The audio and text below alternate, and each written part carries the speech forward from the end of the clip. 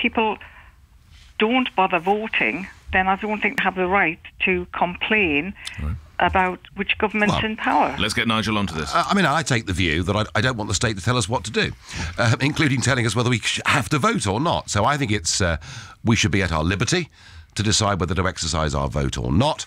And I have to say there is a more urgent, pressing priority than considering compulsory voting or considering reducing the voting age to 16, as they're doing in Scotland for the referendum, and that is the scandal of postal voting. The Blair government opened up postal voting, and for the first 7 years you could apply for a postal vote without even proving your identity. There is postal voting fraud going on a third world scale in this country. And that's the thing. You are sure of that? I know it. I know it. And I've seen... I mean, the last by-election for Westminster was the Wythenshawe by-election, right? Now, the nominations for candidates closed on the 29th of January, and on the 1st of February, the postal votes landed on the mat.